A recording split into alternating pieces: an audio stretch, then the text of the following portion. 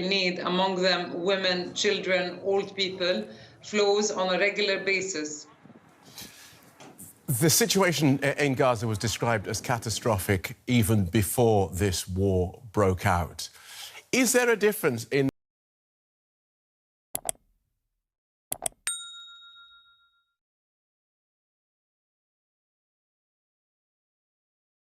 You need to reach them as soon as possible, and the siege on the Gaza Strip must be lifted. UNRWA and other humanitarian agencies have not been able to deliver any humanitarian supplies to people in Gaza in the past 2 weeks alone. what do you understand the hold-up to be?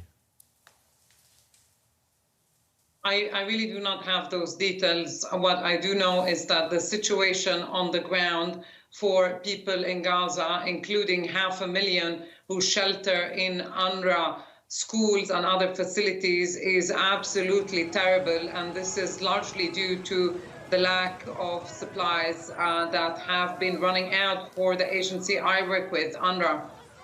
What can 20... It's like the population similar to Brussels, as one example. Imagine if the whole of Brussels is in need of humanitarian assistance or have been impacted in one shape or another by a war.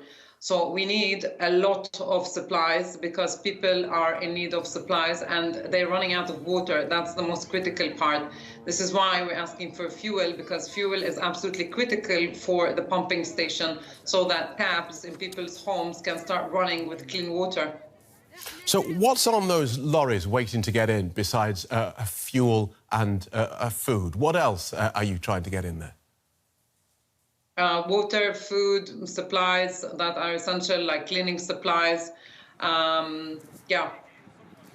The part of the deal that appears to be being struck between Egypt and Israel about this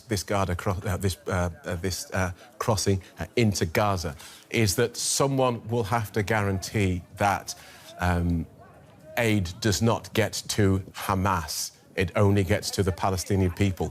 Will that policing involve people from the UN, or will that be done by someone from Israel or indeed Egypt? UNRWA has been on the ground in the Gaza Strip for 7 decades now. We have been giving supplies and assistance, including development assistance like schooling, for people for many, many years now. We have very strict scrutiny systems in place. Our own staff, 13,000 of them, they get screened, so we know where the assistance goes, and it goes to people who need it most. Thank you for joining us, Juliette Touma, Director of Communications at the UN Agency for Palestinian Refugees. Thanks so much. Israel is planning to evacuate the city of Kiryat Shmona following days of clashes with Hezbollah fighters along the border with Lebanon. The city is home to 20,000 people and is just 2 kilometers from the border. Israeli authorities have been steadily evacuating communities along the northern frontier. Eyal and Ido Goldstein have driven up to Kiryat Shmona to pick up their father. They're taking him south and out of range of rockets fired across the border by Hezbollah. My father is living here in Kiryat Shmona. We take him to my home and try to survive.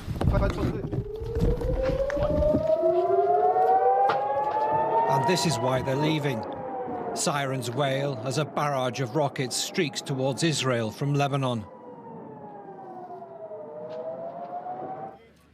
Kiryat Shmona has already been hit by those munitions. The army says it's time to go. Many residents have in fact already left before the enforced evacuation, but they're confident they'll return. Actually, the situation in Israel right now is very difficult, like my brother say. But you know what? We're going to win. No one can beat us.